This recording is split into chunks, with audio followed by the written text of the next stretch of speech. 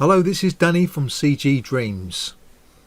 Today we're going to be looking at another feature of Ornatrix for Cinema 4D, and that is how we're going to be working with groups and channels. Now, groups and channels are fundamentally one of the most important things that you're going to be using a lot of when you're using Ornatrix. Obviously there's many other things to Ornatrix, many of which some of the things I'm actually discovering myself more and more. However, one of the first things that really caught my attention in the process of doing this particular groom, as you can see here, was how much I relied on the grouping and especially the channels. So in this video I'm going to be showing you a little bit more about how we can use the groups and use the channels and make the best of using those to really get the full control out of Ornatrix for Cinema 4D. Inside the Edit Guides modifier or operator, they're both the same thing. I'm just going to interchange those words every now and again, but they are modifiers. Inside the Edit Guides modifier, what you'll find is within the available tabs that there's one called Strand Groups and Channels, and I'm going to explain what these are and how we can use them. So the first thing is Strand Groups. Strand Groups are pretty much like selection sets. What you can do is you can select a bunch of these guides and then you can assign a selection set. The way in which it works is you first select the guides and then you click on Assign Unique. Each time you click on Assign Unique, it will give it a unique index number. Now you may be thinking to yourself, a number's not too helpful if you can't identify what they actually mean in the actual scene. The reason why there's no names and there's numbers is because these numbers need to be easily put in to other fields later on, fields that are in other operators. Of course it would be quite helpful if you could still have a name assigned as well as a number, but maybe that's something that could be added in the future to Ornatrix. So first of all you would need to be in the object mode, and then you need to be in the strands selection mode. Now this area here which says strands, it is showing all of the attributes to do with strands. Similarly to that is when you go to the roots mode, where it shows you some additional options which are dedicated just to the roots. We want to be in the strands mode here. Now when we're in the strands mode, we're able to select the strands, as you can see there, and then once we've done that we can then go to our groups and then click on the Assign Unique, which gives it a unique group index number. However, if you wanted to go back and add or take away some of these strands, you can easily just hold down the Shift key and then select some more strands, and then rather than select Assign Unique, you just click on Assign, so that it assigns it to exactly the same group index number. Now of course you could do the opposite. You can hold down the Control key and then you can deselect some of these and then click on Assign, and then again you're going to get the new selection to be assigned to that unique number. So as you can see here, I've already assigned some groups. I'm going to click on this select and you can see those groups selected. So you can see the fringe is number 1. Number 2 is the left hand side of the hair. Number 3 is the right hand side of the hair. Number 4 I've left. I did have some other things assigned, but I've left that blank for now. Number 5, there was some bangs selected onto here, and then we've got number 6, and that's just one of them there, and the other group was the other ones. Now the reason why you would want to have these groups like they are for several reasons. The first reason is when you add a brand new operator, you can assign a group to a operator so that it only affects that particular group. What you can also do is you can make sure that you're only grooming a particular group. And this little tiny button down here, or shall I say this little checkbox, is a little feature where this will aid in your grooming significantly aid in it. So when you click on select by group and then you go to your object where your grooming button is, what you're able to do is you're able to use this brush here, which is called the select brush. Now with the select brush, whenever you go and click on just one of the strands or guides, you'll see that if it's belonging to a group, it will select that entire group. So if I click here, it's going to select there. If I click near the fringe, it's going to select the fringe. So you can see the power of this. This means that we're able to select groups on the fly, and then we can go to any of these grooming tools, such as this one here, and you'll see in this option here we've got the effect selected only. This means that now we can actually groom just the selected guides. So this is one reason or a couple of reasons why you would want to use this. It would be to do the grooming process, and it would also be to add it to some other operators, which I will show you later on. The other thing that you can do with this as well is to be able to, I'll just show you this, to be able to simply hide groups. So what you can do is you can quickly select a group, and then you can say, right, I want to hide a group. So I'm going to select this button here. You can hide it. Then we can select another group, hide that. Of course you can bring all of those strands back, so we click on unhide. The other advantage of having groups is the fact that you can select a group really quickly and you can freeze that group. The group will turn white, and this simply means that you're able to go ahead and add another layer over the top of this hair, groom it without even affecting the layer underneath this. And this is actually quite essential when you're adding a very tight layered based hairstyle. It may be the case that you want bangs of hair that are overlapping other bangs of hair, and by freezing these one at a time as you go to style them, you'll be able to get to the ones that are underneath. So this is why you would want to freeze them. So I'm going to unfreeze all so we can get back to our guides. Going back to the edit guides where we've got our strand groups, there's two other little buttons here that I'm just going to explain what they are. And that is simply the ability to select each group one by one.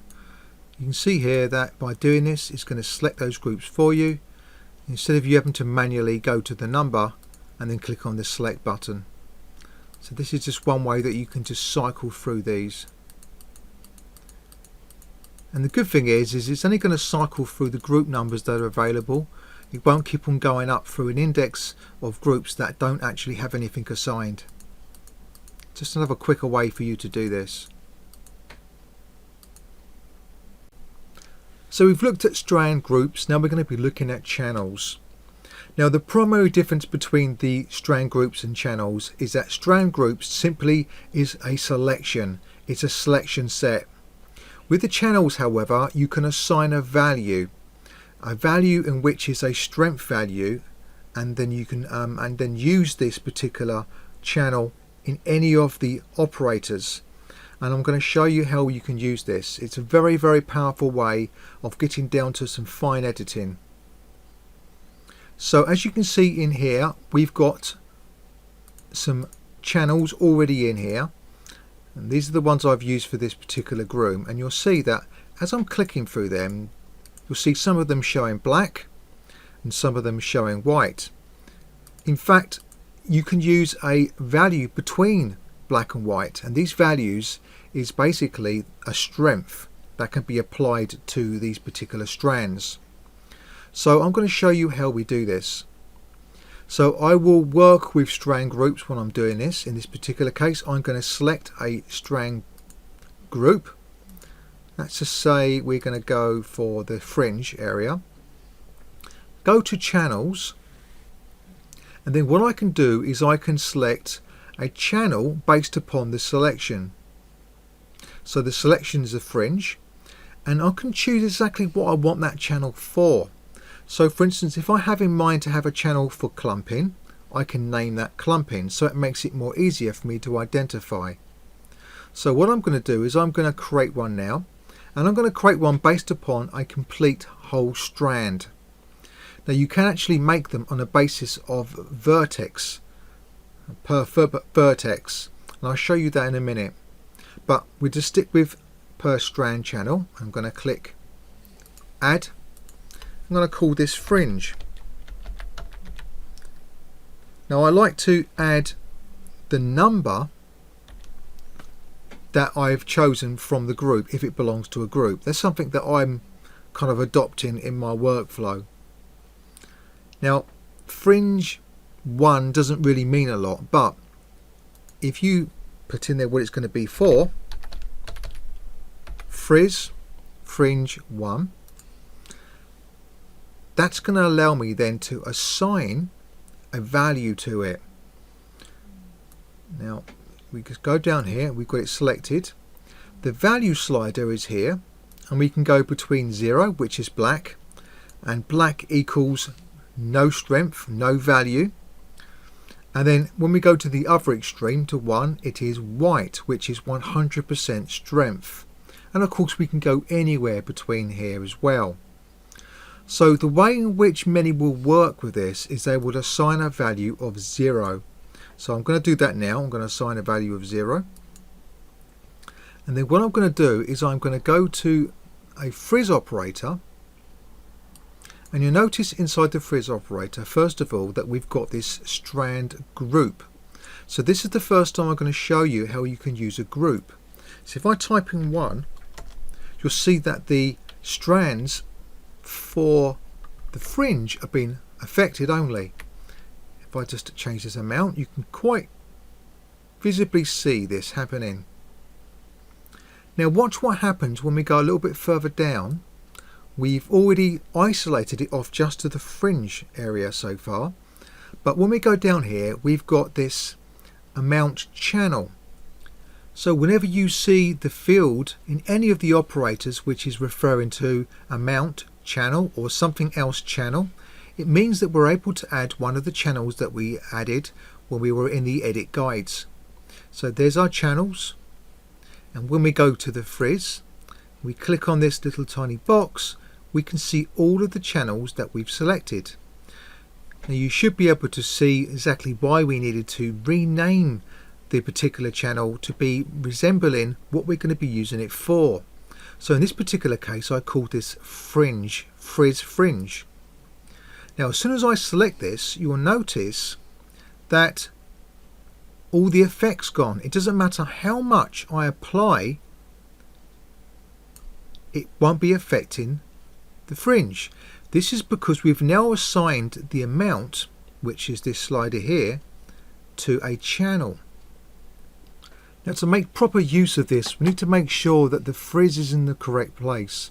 So my frizz is below the hair from guides because this is where we're going to be applying it to. So that's the order of operation. So what I'm going to do is I'm going to enable my hair from guides so that we can see some hair strands. And then we're going to start to work with this. So now let's go back to the edit guides.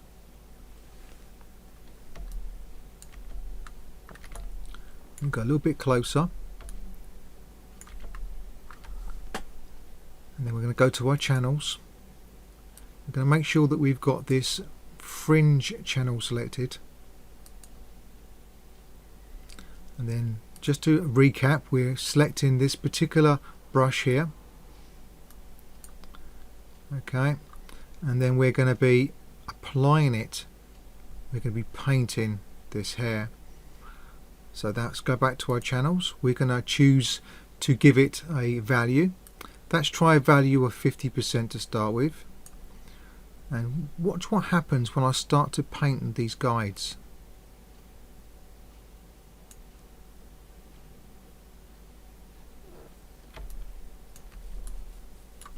Let's just speed things up a little bit by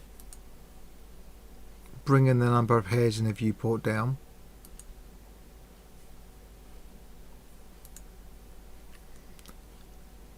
And you notice that the more I paint, the more frizz is applied to the fringe.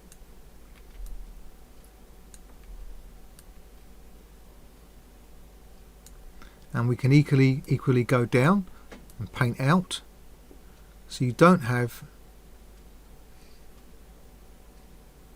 it apply to a particular area.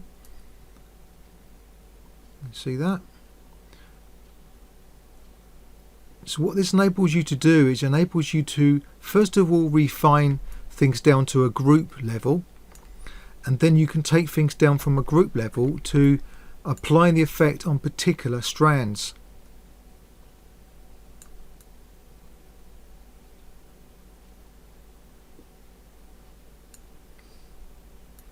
Let's give it 100% value.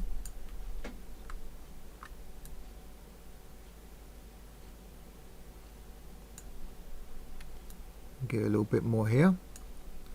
And then once you've done this, you can then go into the frizz and then go through all of the options that you would normally go through in order to fine-tune the effect of that particular operator. So let's do something else. Let's go and add a curl, or maybe a clump. We're going to add a clump. We're going to go to our edit guides,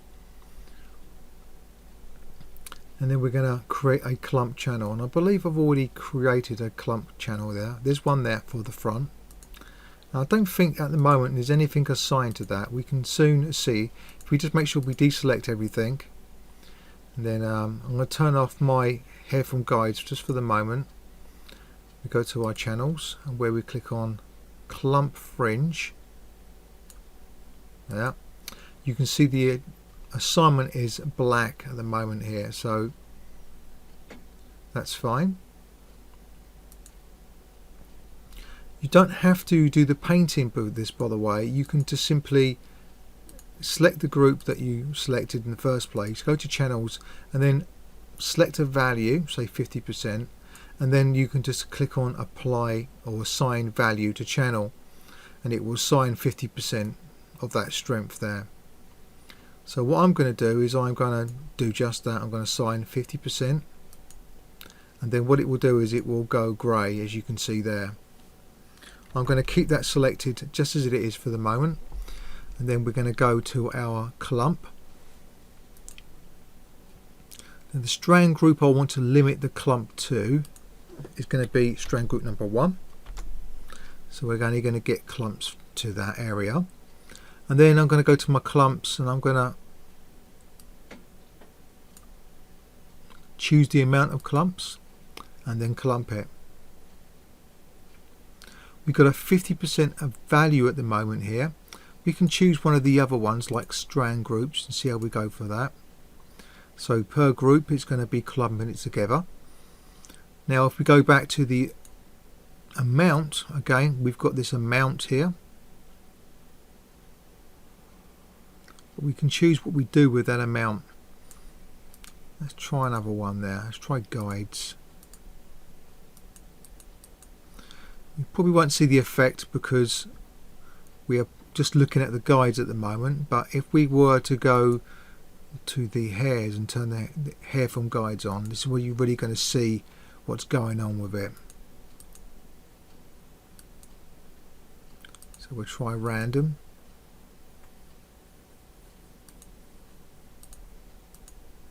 Guides, and there you go. The guides one looks to be the one that we're after.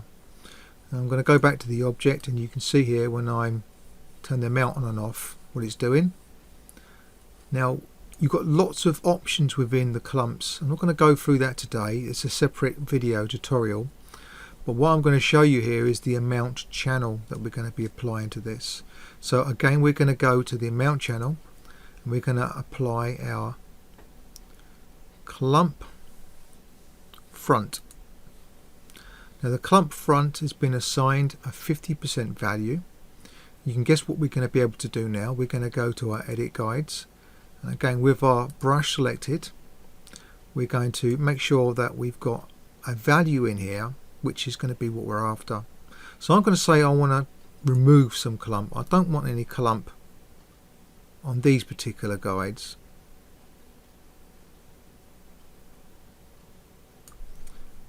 I want 100% clump on these ones here.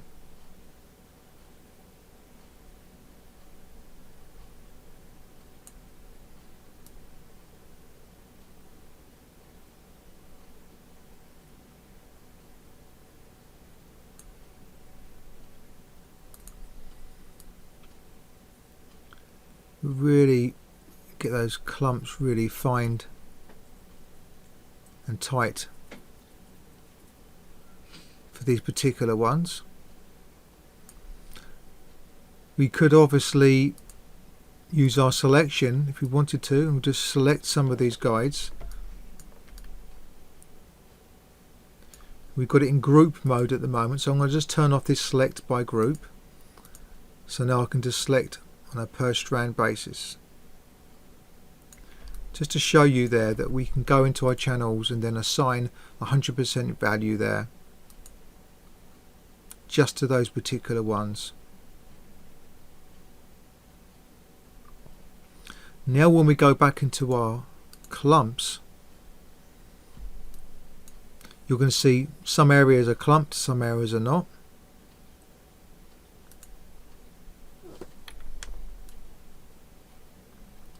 I'm going to select just a few more of these guides. That's better, just so we can see something going on in there. So again, we can apply an overall amount, but you can see that we've only got some of those guides or hairs that are clumping, and some of them are just not clumping at all. So this is really a nice way to refine your editing down. You could then create multiple clumps, just as I have there, and I've assigned different clumps to different groups and to different bangs of hair or channels of hair. Of course, there's nothing to stop you editing any of the other properties in here, so that you can really fine tune just how much of a clump is going to be applying and where down the strand it's been applied. All of these are available to you, and again, I'm not going to be going through all of these features in here just now, but just to show you how this these channels are working. I'm going to add a little tiny bit of flyaway fraction just to loosen things up a little bit, so we've got a bit of clumping in there as well. Again, we can go to the top here and no clumps, 100% clumps, and of course we can go to our channels at any time and we can just dial in a little bit into some of these other guides whenever we want. There's nothing to stop us from selecting that particular channel and then choosing to just dial in a little bit of clumping in another area. So I'm going to assign a little bit to there. We don't want to take it away from what we've already done. I'm going to use my brush. I'm going to get a little bit of clumping in over here.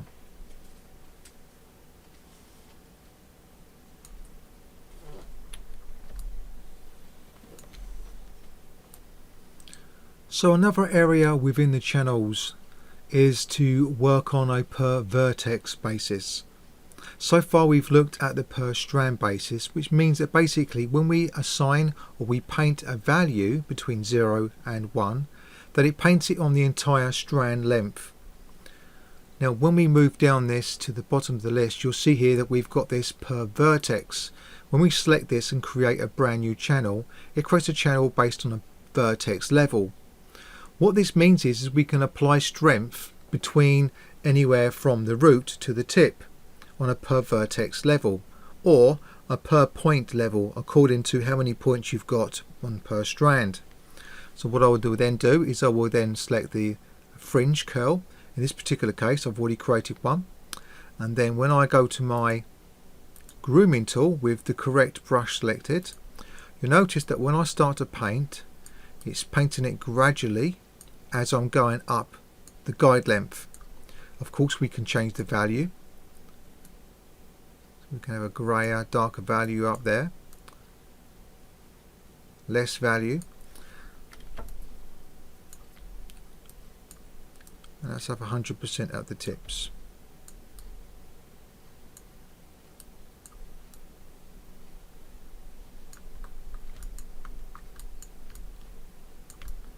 And I don't want it anywhere else, so I'm just painting that out.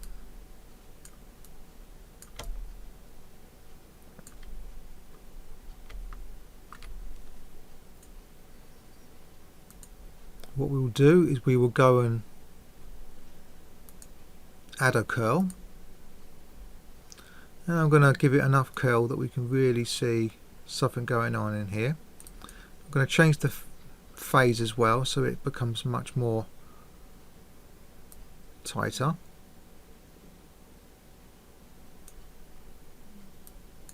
Magnitude not so big maybe. Okay, and then again in these channels we can apply a channel there for the magnitude, a channel for the phase. These can all be painted, and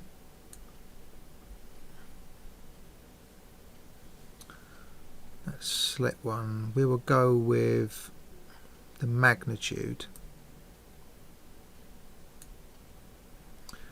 You'll see here that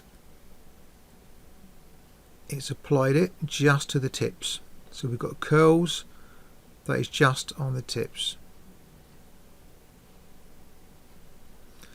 And then what we can do is we could make another channel, one for the phase.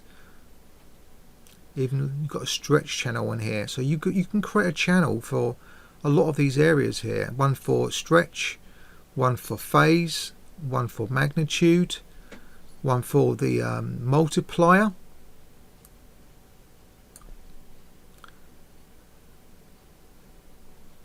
So we can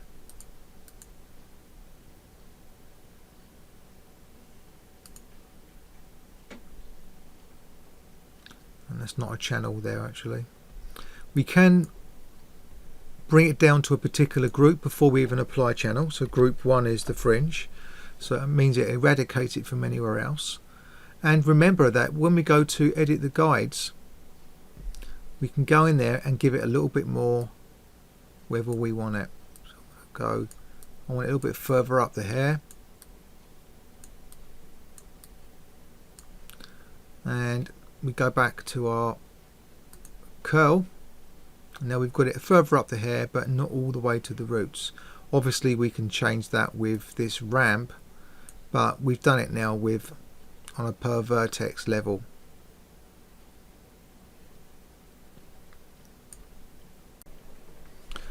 So thanks for watching this video tutorial. If you want to see more tutorials like this, then please subscribe and press the little bell button there so that you can get instant notification when I put new videos up. So thanks for watching, and bye for now.